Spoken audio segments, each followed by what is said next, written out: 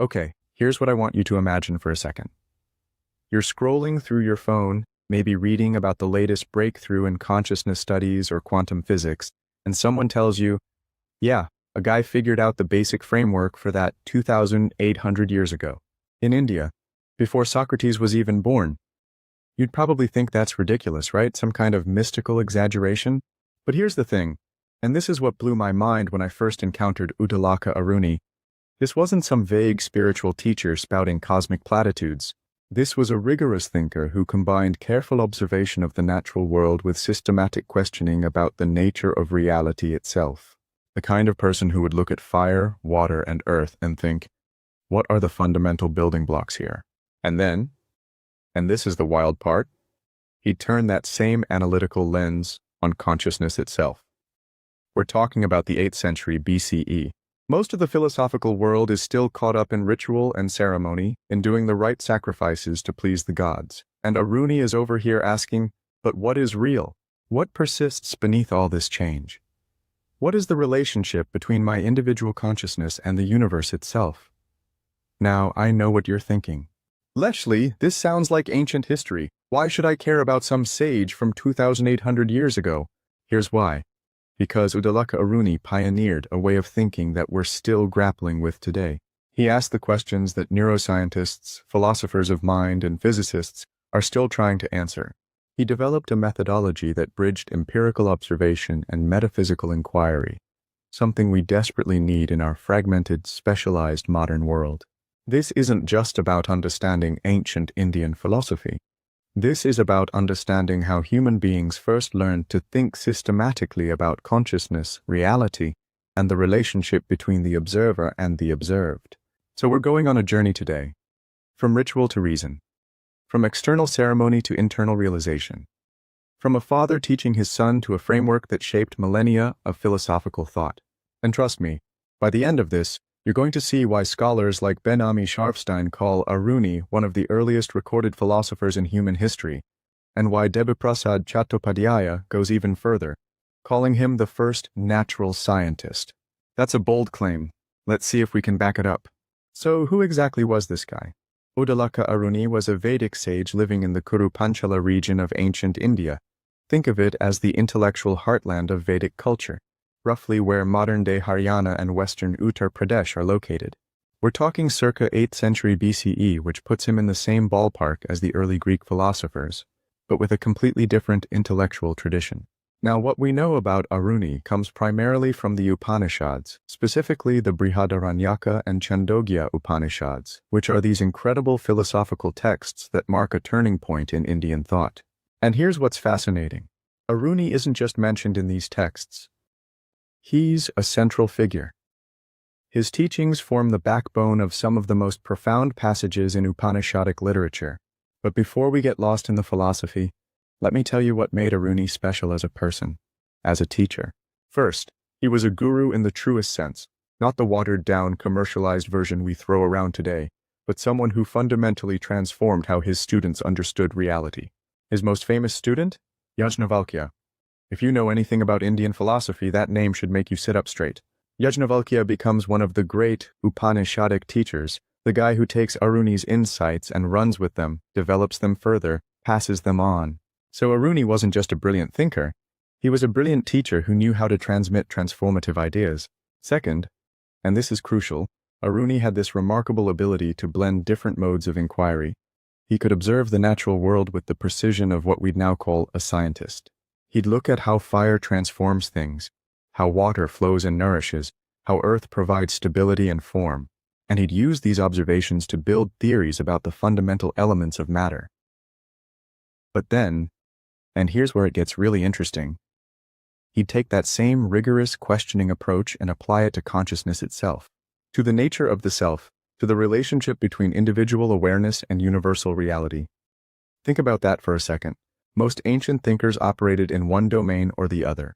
You had the ritual specialists who were all about external practice and ceremony. You had the nature philosophers trying to understand the physical world. You had the mystics focused on inner experience. Aruni said, what if these aren't separate domains? What if understanding the physical world and understanding consciousness are part of the same inquiry? That's why Chattopadhyaya calls him the first natural scientist in intellectual history. Not because he had laboratories or peer review, obviously not, but because he had the scientific spirit. He observed carefully. He asked systematic questions. He tested his ideas through reasoning and dialogue. He didn't just accept traditional authority, he interrogated it. And here's what makes Aruni feel so modern, so relevant. He understood that knowledge isn't just about accumulating information, it's about transformation. It's about fundamentally changing how you see yourself and reality. You know what's remarkable? We have this tendency to think of ancient philosophy as primitive, as a kind of childish groping toward truths that we now understand better. But when you really dig into Aruni's work, you realize this guy was asking the same questions that cutting-edge neuroscience and philosophy of mind are asking today. Questions about the nature of consciousness. Questions about whether there's a fundamental unity underlying apparent diversity. Questions about the relationship between subjective experience and objective reality. The difference is, Aruni didn't have fMRI machines or quantum mechanics.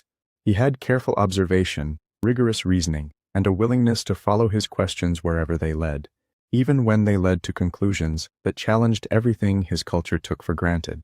So as we move forward, I want you to hold on to this image of Aruni, a teacher, a questioner, someone who bridged the physical and the metaphysical, the empirical and the experiential, the individual and the universal. Because what he discovered through that synthesis, that's where things get really interesting. All right, to really understand what Aruni accomplished, we need to understand the world he was born into. Because context matters here. This wasn't just some guy having interesting thoughts in a vacuum. This was a revolutionary thinker emerging at a specific moment when the entire intellectual landscape of India was undergoing a seismic shift. Picture the Vedic period before Aruni.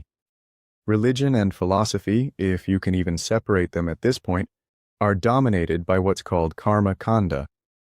Literally, the section on action.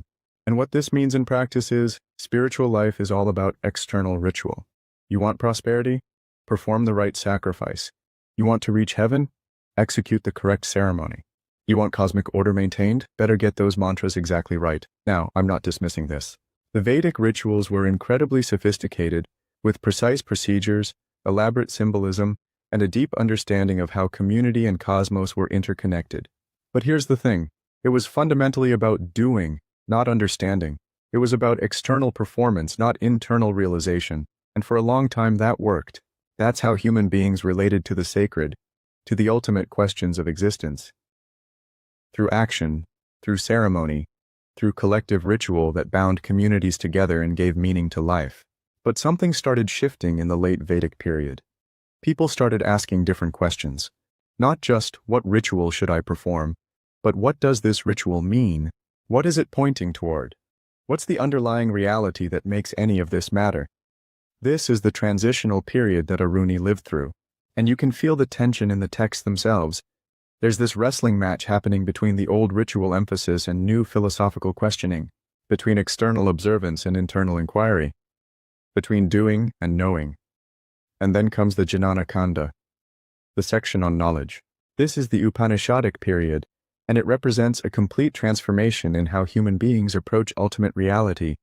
Now the questions become, what is the nature of the self? What is true knowledge?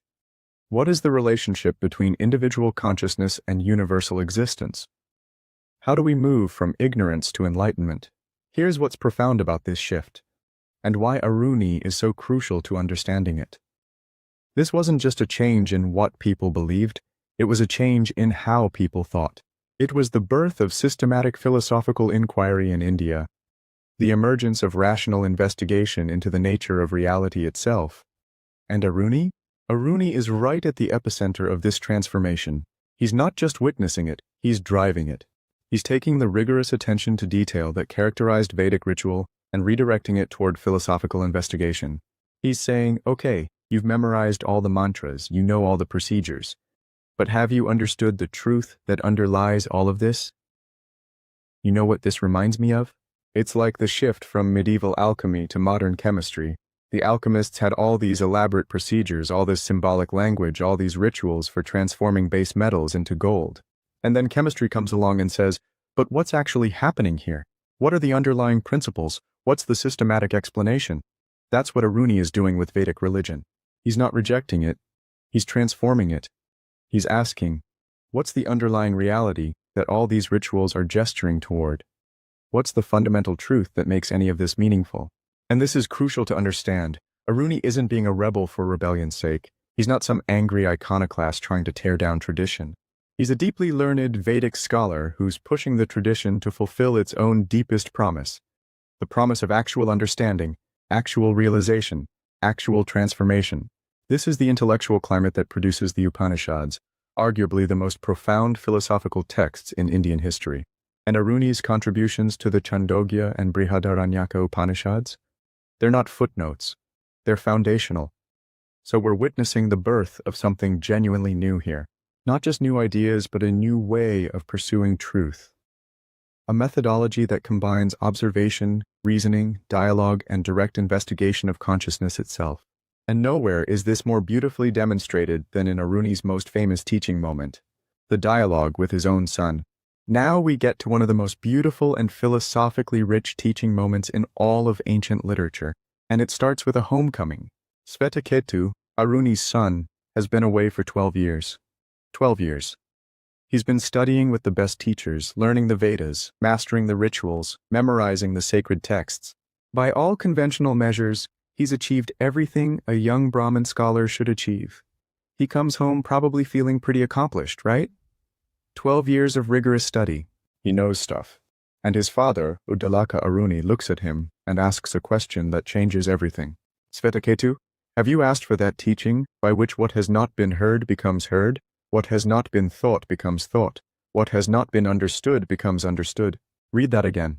Because Aruni isn't asking, did you learn the texts? He's asking something far more radical. Did you learn how to know? Did you discover the principle that unlocks all understanding?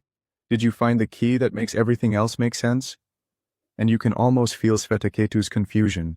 He's like, Dad, what are you talking about? I spent 12 years studying. I know the Vedas. But Aruni isn't satisfied with memorization. He's not satisfied with textual knowledge. He wants to know if his son has grasped the fundamental nature of reality itself. Has he understood the principle that underlies all phenomena? Has he realized the truth about his own nature and the nature of existence? This is where the dialogue that forms Chandogya Upanishad 6:1-16 begins. And let me tell you, this isn't just a father teaching his son. This is a masterclass in philosophical pedagogy. This is Socratic method before Socrates. This is systematic inquiry into the deepest questions of existence. Aruni doesn't lecture. He doesn't just tell Svetaketu the answers. Instead, he uses a series of examples, analogies, and thought experiments to guide his son toward realization. He makes Svetaketu think, question, observe, reason. He asks, what persists when clay pots break? What remains constant when gold ornaments are melted down? What's the underlying reality beneath all these changing forms? And through this dialogue, Aruni is doing something revolutionary. He's showing that true knowledge isn't about accumulating information, it's about penetrating to the essence of things. It's about seeing through appearances to reality. It's about recognizing the fundamental unity that underlies apparent diversity. Think about what's happening here pedagogically. Aruni could have just said, son, Brahman is the ultimate reality and Atman is identical to it. Done. That's the conclusion, but that wouldn't transform Svetaketu. That would just be more information to memorize. Instead, Aruni takes him on a journey of discovery. He uses examples from everyday life, salt dissolved in water, seeds containing mighty trees, the subtle essence that pervades all things. He makes the abstract concrete. He makes the metaphysical experiential. And here's what gets me about this dialogue. It's not just philosophically profound, it's psychologically brilliant. Aruni understands that genuine knowledge requires a transformation of consciousness, not just acquisition of concepts. You can't just tell someone about the unity of Atman and Brahman. They have to realize it. They have to see it for themselves. This is why this dialogue has been studied, memorized, and contemplated for nearly 3 millennia. Because it's not just presenting philosophical ideas, it's modeling how philosophical understanding actually happens, how we move from confusion to clarity, how we progress from surface knowledge to deep realization. And the relationship itself, father and son, That's not accidental either. This is about transmission, about how wisdom passes from one generation to the next, about how the deepest truths aren't just inherited, but must be discovered anew by each person, even as they're guided by those who've walked the path before. You know what this reminds me of? It's like when a great teacher doesn't just give you the answer to a difficult problem. They ask you questions that help you discover the answer yourself. And when you finally get it, it's yours, in a way it never would have been if they just told you. That's what Aruni is doing with Svetaketu. He's not transferring information. He's catalyzing transformation. And the philosophical content of this dialogue? The actual teachings about reality, consciousness, and the nature of self? That's where we're going next. Because what Aruni reveals to his son in this conversation becomes the foundation for centuries of Indian philosophical thought. So what exactly is Aruni asking in this dialogue with Svetaketu? What are the questions that drive this entire investigation? Because here's the thing, great philosophy doesn't start with answers. It starts with questions that won't let you go, questions that keep you up at night, questions that make you look at the world differently once you've really confronted them. Aruni poses 3 fundamental questions, and I want you to see how each one builds on the previous, how they form this cascading inquiry that gets deeper and deeper until you're staring at the most fundamental mystery of existence itself. Question 1. What is the nature of change? Look around you right now. Everything's changing, right? Your body is aging. The seasons are shifting. Empires rise and fall. Even the mountains are slowly eroding. Nothing stays the same. The Greek philosopher Heraclitus would later say, "You can't step in the same river twice. Everything's in flux." But Aruni asks, okay, if everything is constantly changing, what persists? What remains constant beneath all this transformation? When a clay pot breaks, the clay remains. When gold ornaments are melted down, the gold persists. When waves rise and fall, the ocean endures. So what's the fundamental substance, the underlying reality that takes on all these temporary forms? What's the essence that persists through all change? This isn't just abstract philosophy. This is asking, what's real? What can we actually count on in a world where everything seems temporary and fleeting? Question 2. What is the relationship between the many and the one? Now Aruni pushes deeper. Look at the diversity of the world. Thousands of species, billions of individuals, infinite variety of forms and phenomena. It's overwhelming, right? The sheer multiplicity of existence. But what if, and here's where it gets wild, what if all this diversity emerges from a single source? What if there's a fundamental unity underlying apparent multiplicity? Aruni uses this brilliant analogy. From one lump of clay, you can make thousands of pots, plates, bowls, each with different names, different forms, different functions. But it's all clay. The diversity is real, but it's a diversity of forms, not of fundamental substance. So the question becomes, is reality ultimately one or many? Is the universe fundamentally unified or fundamentally diverse? And if it's unified, what is that unity? This question has massive implications. Because if reality is fundamentally one, then the boundaries we perceive between things, between you and me, between self and other, between individual and universe, maybe those boundaries aren't as solid as they seem. Question 3. What is the relationship between the individual self and ultimate reality?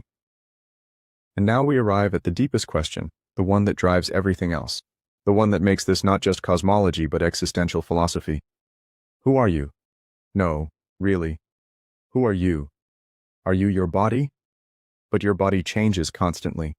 Are you your thoughts? But thoughts come and go. Are you your memories? But memories fade and shift. So what's the you that persists through all these changes? What's your fundamental nature? What's the essence of your being? And here's where Aruni makes his most radical move. He suggests that the essence of your individual self, what he calls Atman, is not separate from the ultimate reality of the universe, what he calls Brahman. They're not just connected. They're not just similar. They're identical. Your deepest nature and the deepest nature of reality itself are one and the same. Now, I know what you're thinking. Leslie, that sounds like mystical nonsense. That sounds like the kind of thing people say when they've been meditating too long or taken too many substances. But hold on. Because Aruni isn't just making a mystical claim here, he's making a philosophical argument. He's saying, look, if there's a fundamental unity to reality, and if you're part of reality, then that fundamental unity must be your fundamental nature too. The essence of the universe and the essence of you can't be two different things, because then you'd have ultimate duality, not ultimate unity. Think about it this way. If the universe is ultimately one unified reality, and you exist within that universe, then you can't be fundamentally separate from it. The wave isn't separate from the ocean. The wave is ocean, just temporarily expressing itself in wave form. This is what contemporary philosophers of mind are still grappling with, the hard problem of consciousness. How does subjective experience arise from objective reality? How is consciousness related to the physical universe? Aruni's answer is radical. They're not two different things trying to relate. Consciousness and reality are fundamentally the same thing, just viewed from different perspectives. The universe looking at itself. Reality becoming aware of itself through individual centers of consciousness. And here's what makes these questions so powerful. They're not just theoretical. They have immediate practical implications. Because if you really understand, if you really realize that your fundamental nature is identical to ultimate reality, then fear dissolves. Separation dissolves. The anxiety that comes from feeling like a tiny, isolated fragment in a vast, indifferent universe, that dissolves too. You're not a stranger in the cosmos. You're the cosmos experiencing itself. That's what Aruni is driving at with these questions. And the way he articulates this realization, that's become one of the most famous phrases in all of philosophy. Okay, now we get to the heart of it, the core teaching, the insight that Aruni spent that entire dialogue with Svetaketu building toward. Let me break down these two concepts first because they're crucial and they're often misunderstood. Atman. This is the inner self, the true self, the essence of who you are beneath all the layers of identity, personality, thought, and emotion. It's not your ego. It's not your social roles. It's not even your individual consciousness as you normally experience it. It's the fundamental I am that persists through all experience, all change, all transformation. Think of it this way. You've changed massively since you were 5 years old. Different body, different thoughts, different memories, different personality traits. But there's still a sense of continuous identity, right? A you that has persisted through all those changes. Aruni is asking, what is that? What's the unchanging witness of all your changing experiences? Brahman. This is the ultimate reality, the absolute ground of all existence, the fundamental nature of the universe itself. It's not a personal God in the Western sense. It's more like the fabric of reality, the essence from which everything emerges and to which everything returns. It's eternal, unchanging, infinite, and it's the source and substance of everything that exists. Now here's where most people expect these to be two separate things, right? You've got the individual soul, Atman, and you've got cosmic reality, Brahman, and they're related somehow. Maybe the soul comes from Brahman, or returns to Brahman, or is created by Brahman. But Aruni says something far more radical, something that still makes people's heads spin 2,800 years later. He says they're identical, not similar, not connected, identical. Atman is Brahman. Your fundamental nature and the fundamental nature of reality are one and the same thing. And he crystallizes this insight in one of the most famous philosophical statements ever uttered. Tat Tvam Asi. That thou art, or you are that. Let me sit with this for a second, because it's easy to hear this and think you understand it, without really grasping how revolutionary it is. Aruni is telling Svetaketu, and through him, telling all of us, that the ultimate reality you're seeking, the cosmic truth you're trying to understand, the absolute ground of existence, you're not separate from it. You're not just connected to it. You are it. The universe looking for itself has found itself. The seeker and the sought are one. Now this isn't pantheism in the simple sense of everything is God. It's more subtle than that. Aruni isn't saying your individual personality is identical to the cosmos. He's saying that beneath your individual personality, beneath all the changing forms and temporary identities, there's a fundamental essence, and that essence is identical to the fundamental essence of all reality. It's like, imagine the ocean. You've got billions of waves. Each wave is distinct, has its own form, its own temporary existence. But every wave is ocean. The waveness is temporary, but the oceanness is constant. The wave isn't separate from the ocean, it is ocean, temporarily expressing itself as wave. That's the relationship between Atman and Brahman. Your individual form is like the wave, real but temporary. Your fundamental nature is like the ocean, eternal, unchanging, and shared with all existence. But here's what's crucial, and this is where Aruni shows his philosophical rigor. This isn't just a poetic metaphor or a mystical feeling. This is a claim about the nature of reality that has logical implications and can be investigated through systematic inquiry. If Atman and Brahman are identical, then, first, the boundaries between self and other are ultimately illusory, not non-existent. You're still you, I'm still me at the level of individual form, but ultimately not fundamental. At the deepest level, we share the same essence. Second, the fear of death loses its sting. Because what dies? The wave form. But the ocean doesn't die. Your fundamental nature, being identical to eternal Brahman, doesn't cease to exist when your particular form dissolves. Third, the search for meaning outside yourself is misguided. You're not a tiny fragment trying to connect with some distant cosmic reality. You're already that reality, just temporarily experiencing itself from an individual perspective. And fourth, and this is what makes this philosophy so practical, realizing this truth transforms how you live. When you genuinely understand Tat Tvam Asi, compassion becomes natural, because harming others is harming yourself. Fear diminishes, because you recognize your fundamental indestructibility. And the desperate grasping for security and permanence relaxes, because you realize you already are what you're seeking. This is what the later Vedanta tradition calls moksha, liberation. Not liberation as escaping somewhere else, but liberation as recognizing what you already are, what you've always been. You know what's remarkable about this teaching? It's simultaneously the most abstract metaphysical claim imaginable and the most immediately practical insight possible. It's cosmic philosophy and personal psychology at the same time. And Aruni doesn't just assert this, he demonstrates it, argues for it, guides Svetaketu toward experiencing it directly. Tat Tvam Asi, you are that. Not you will become that if you practice enough. Not you're connected to that. You are that. Right now, always have been. The only thing that needs to change is your recognition of what's already true. That's the doctrine of Atman and Brahman. That's the philosophical revolution Aruni initiated. And the ripples of this insight are still spreading through philosophy, psychology, and consciousness studies today. Now here's where Aruni shows us something really fascinating. He wasn't just a metaphysician pondering the nature of consciousness and ultimate reality. He was also carefully observing the physical world, trying to understand the material basis of existence. And this is what makes him genuinely revolutionary. Most ancient thinkers operated in silos, right?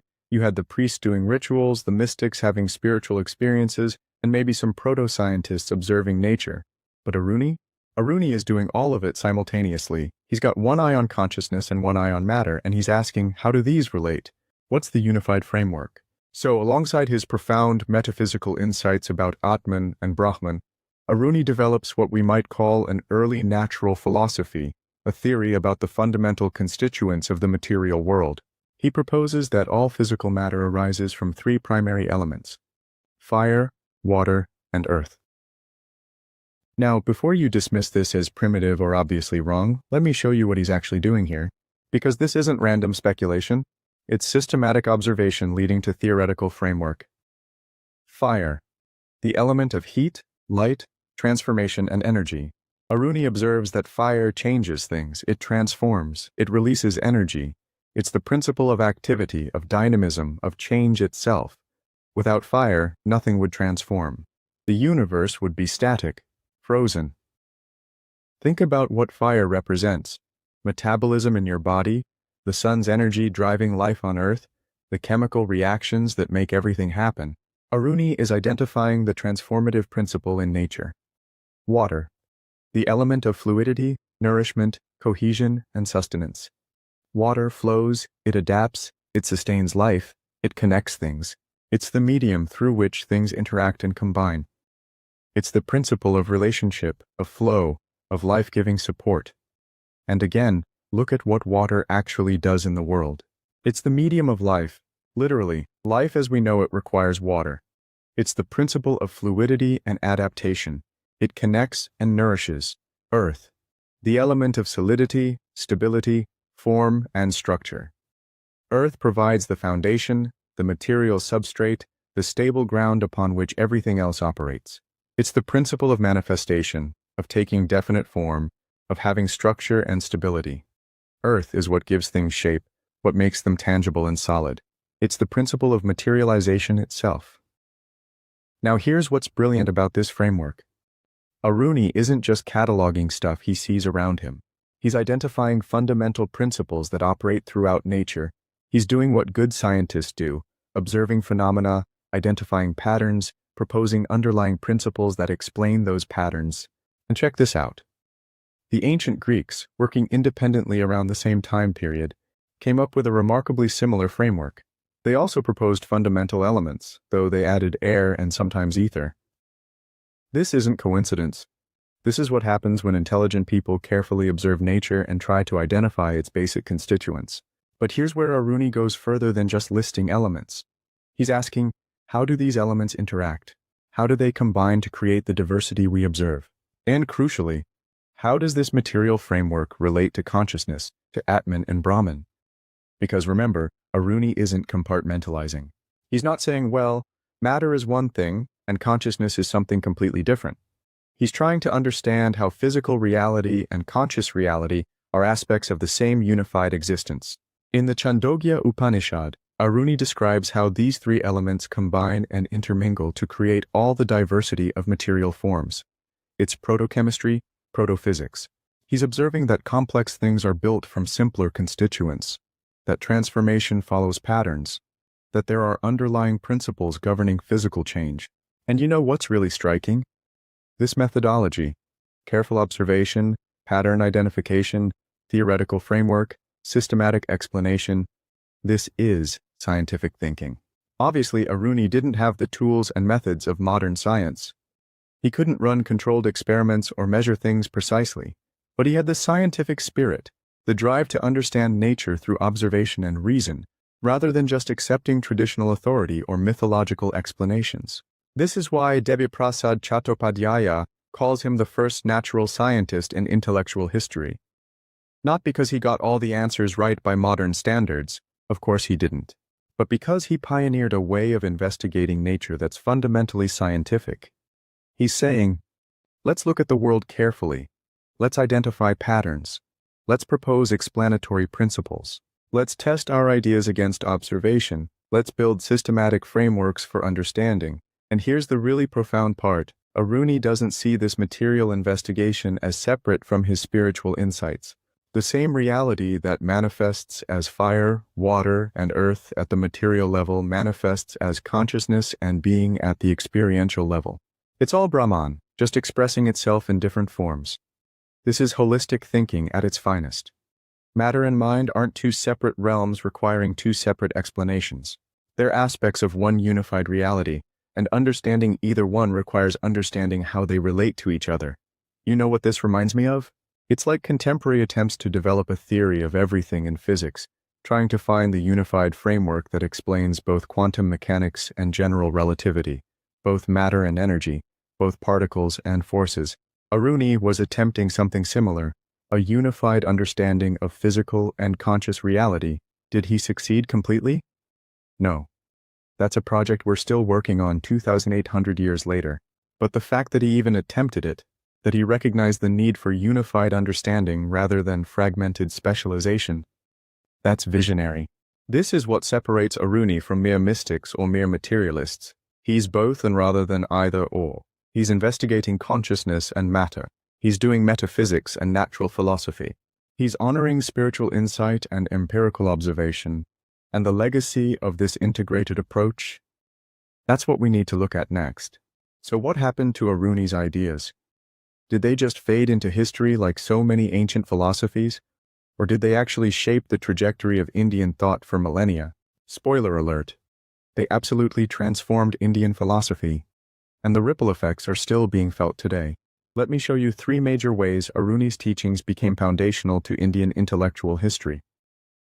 First, the foundation of Vedanta, literally the end of the Vedas, becomes one of the most influential philosophical schools in Indian history, and it's built directly on Aruni's insights about Atman and Brahman. Now, Vedanta isn't monolithic. It splits into different schools with different interpretations. You've got Advaita Vedanta, non-dualism, which takes Aruni's identity of Atman and Brahman absolutely literally. They're not just similar or connected, they're identical, without any qualification. This is the school of Adi Shankara, probably the most famous Vedanta philosopher. Then you've got Vishishtadvaita, qualified non-dualism, which says yes, Atman and Brahman are ultimately one, but there's still a qualified distinction, like the relationship between a body and its parts. This is Ramanuja's school. And you've got Dvaita, dualism, which maintains that Atman and Brahman are eternally distinct, though intimately related. This is Madhva's position. But here's the key point. All of these schools are responding to Aruni's framework. They're all grappling with the questions he posed and the insights he articulated. They might disagree on the details, but they're all operating within the conceptual space that Aruni opened up. That's what it means to be foundational. You don't just contribute one idea. You establish the terms of the conversation for centuries to come. Second, transmission through disciples. Remember Yajnavalkya, Aruni's most famous student. This guy becomes absolutely central to the Brihadaranyaka Upanishad, arguably the oldest and most important Upanishad. And what's he teaching? He's developing and extending Aruni's insights. There's this beautiful moment in the Brihadaranyaka where Yajnavalkya is challenged by other philosophers, and he systematically demonstrates the superiority of the knowledge he received from his teacher.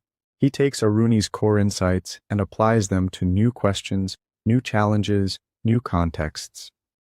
This is how philosophical traditions actually work, not through static preservation of dogma, but through dynamic transmission where each generation receives the insights of the previous generation and develops them further. And it's not just Yajnavalkya. Aruni's teachings spread through multiple lineages of teachers and students. They get incorporated into the Upanishadic corpus. They become part of the living philosophical conversation of ancient India. By the time you get to the classical period of Indian philosophy, we're talking several centuries later, Aruni's ideas are so fundamental that they're just assumed as the starting point for discussion. People aren't arguing about whether Atman and Brahman are related.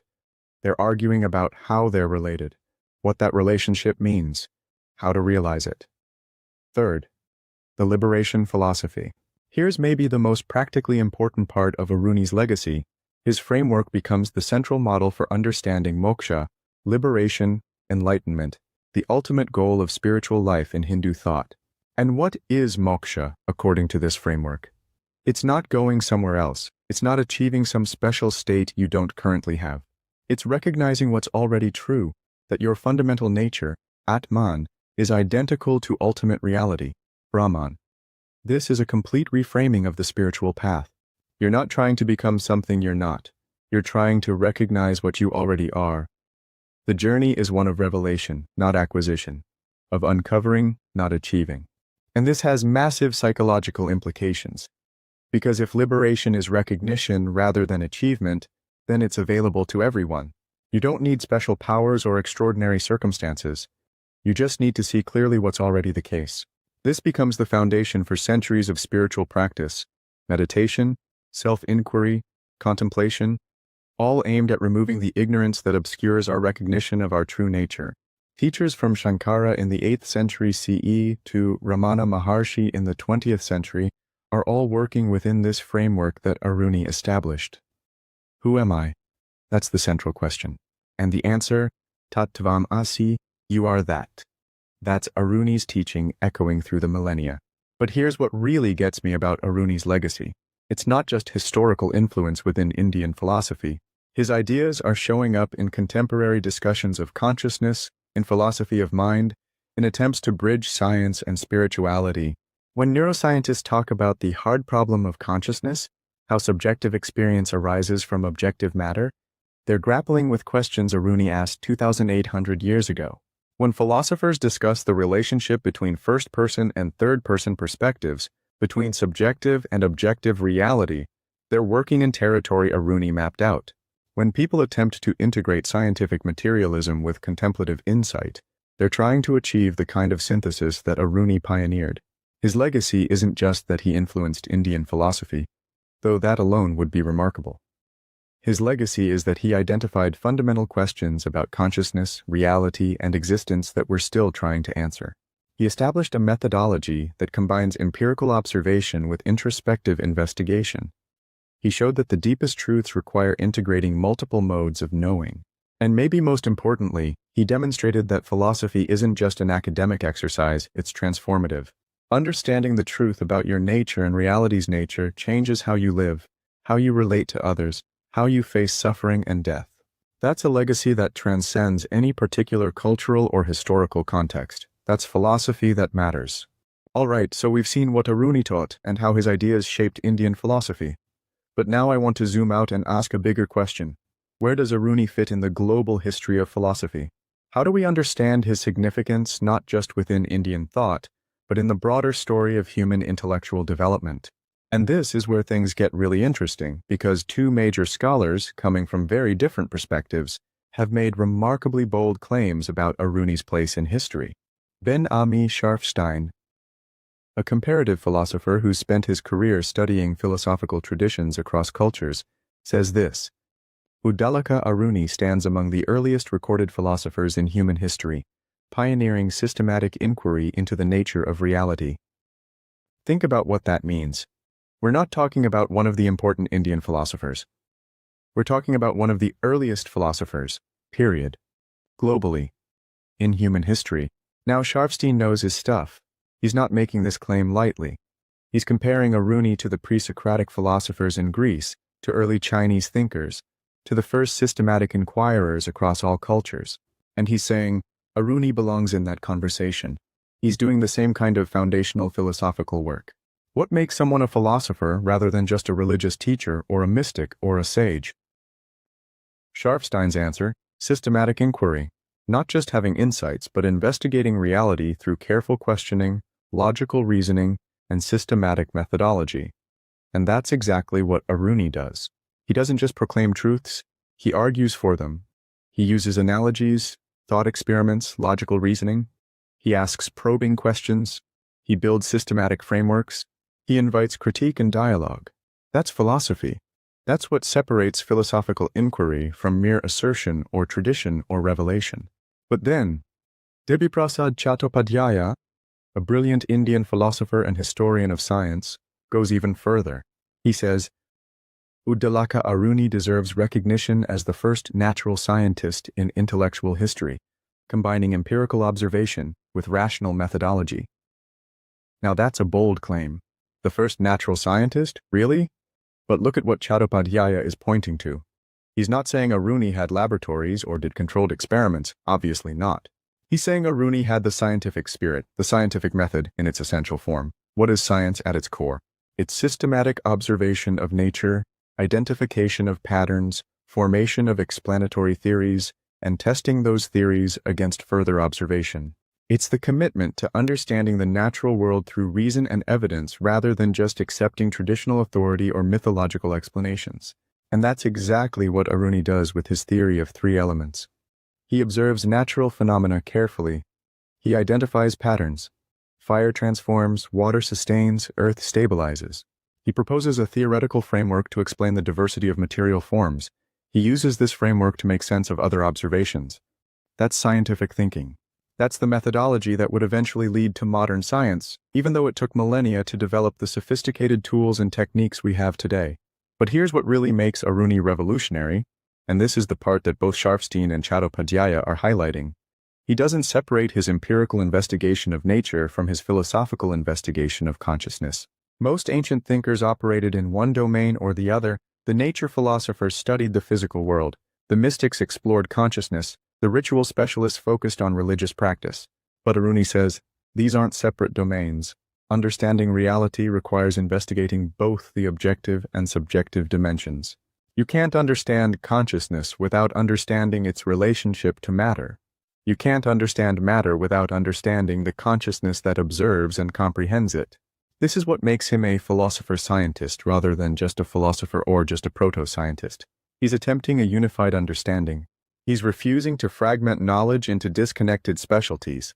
You know what this reminds me of? It's like the great scientists who were also philosophers, people like Descartes, Leibniz, Einstein.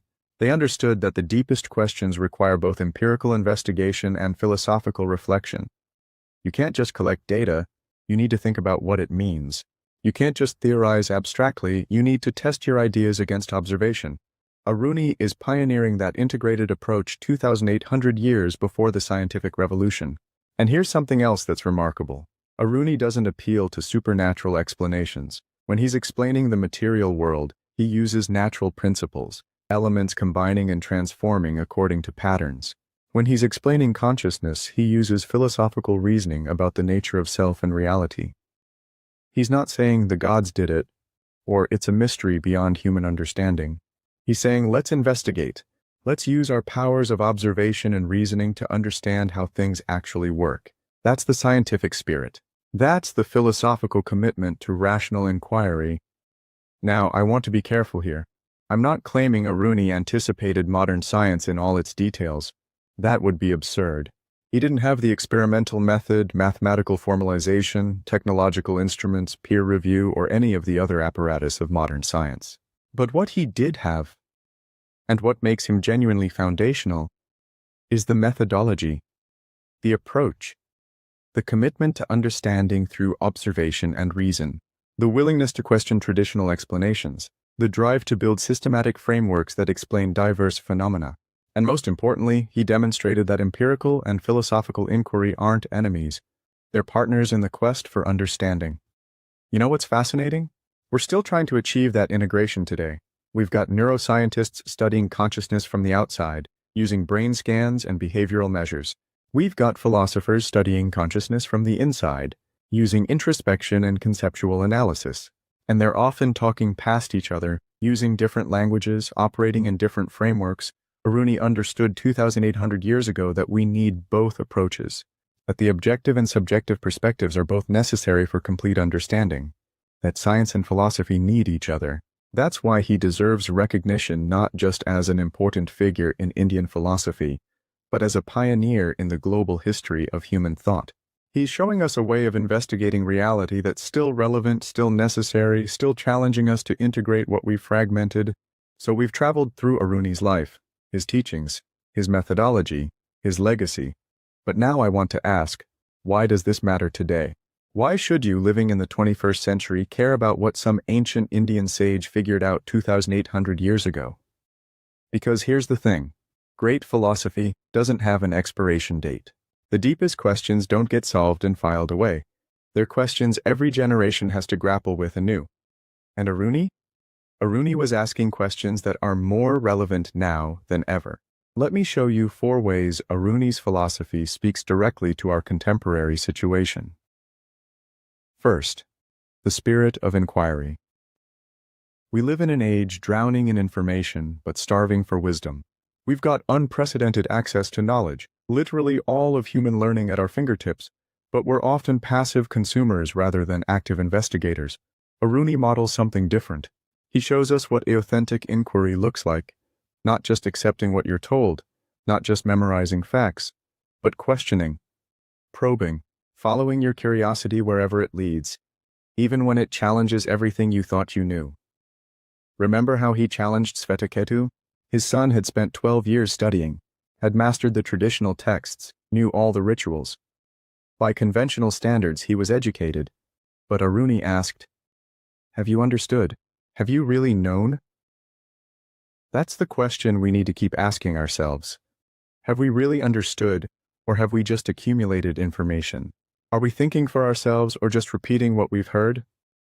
In an age of information overload, algorithm-driven content, and echo chambers, Aruni's relentless questioning is more necessary than ever. He reminds us that genuine understanding requires active engagement, critical thinking, and willingness to have our assumptions challenged. The spirit of inquiry isn't just about being smart or well-informed, it's about being alive to reality. It's about staying curious, staying open, staying willing to learn and grow and revise your understanding. Second, universal self-discovery. Here's something profound about Aruni's teaching. It's not culturally bound in the way you might expect. Yes, it emerges from Indian philosophical tradition. Yes, it uses Sanskrit terminology and Vedic concepts. But the core insight transcends any particular cultural context. Tat Tvam Asi, you are that, speaks to something universal in human experience. The sense that there's something deeper to who we are than our surface identity. The intuition that we're connected to something larger than our individual ego. The recognition that consciousness itself is somehow fundamental to reality. And this is showing up everywhere in contemporary thought.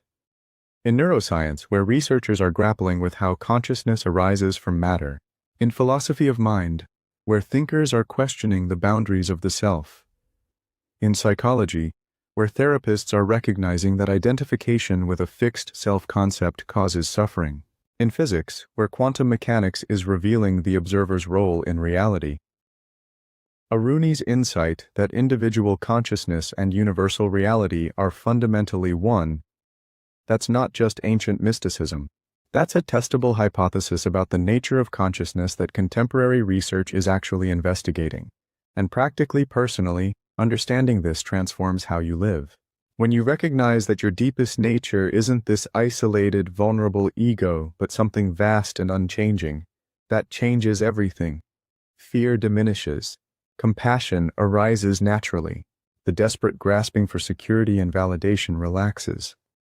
This isn't just philosophy. This is psychology. This is practical wisdom for living. Third, a living invitation. Here's what I love about Tat Tvam Asi. It's not a statement you believe or disbelieve. It's an invitation to investigate, to look directly at your own experience and see what's true.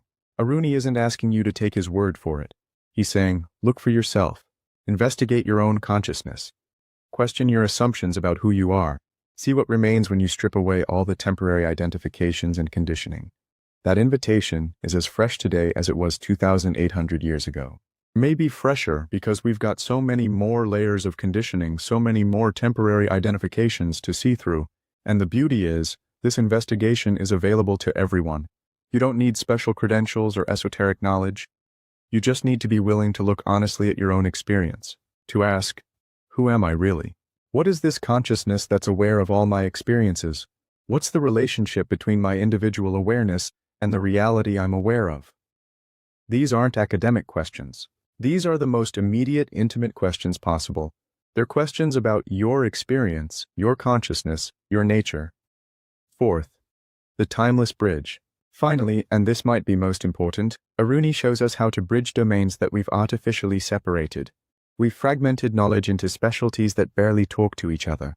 Science over here, spirituality over there, objective facts in one box, subjective experience in another, material world separate from mental world, empirical investigation divorced from philosophical reflection. And this fragmentation is causing problems. We've got incredible scientific knowledge, but we don't know how to live wisely. We've got sophisticated technology, but we're depleting the planet. We understand the brain, but we're confused about consciousness. We can manipulate matter, but we're lost about meaning. Aruni demonstrates that these domains aren't actually separate. That understanding reality requires integrating objective and subjective perspectives. That science and spirituality aren't enemies. They're complementary approaches to truth. That studying the external world and studying consciousness are parts of the same inquiry. We desperately need that integration today. We need thinkers who can bridge neuroscience and phenomenology, physics and philosophy, technology and wisdom.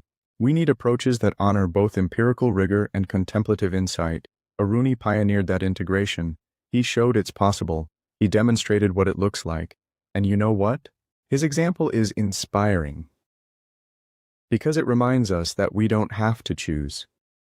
We don't have to be either rational or spiritual, either scientific or philosophical, either objective or subjective. We can be whole. We can integrate.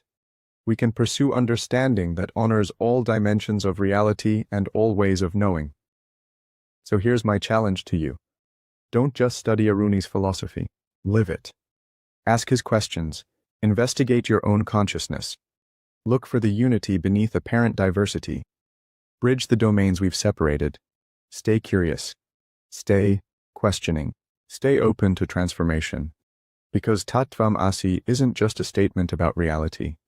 It's an invitation to wake up to who you really are, to recognize your fundamental nature, to live from that recognition, and that invitation. That's as relevant today as it was when Aruni first spoke those words to his son 1800 years ago. That's the eternal relevance of Uddalaka Aruni's philosophy. Not that he gave us final answers, but that he showed us how to keep asking the deepest questions. Not that he solved all mysteries, but that he demonstrated how to investigate them with rigor, honesty, and integration. His legacy isn't just historical, it's living. It's now. The question is, will you accept the invitation?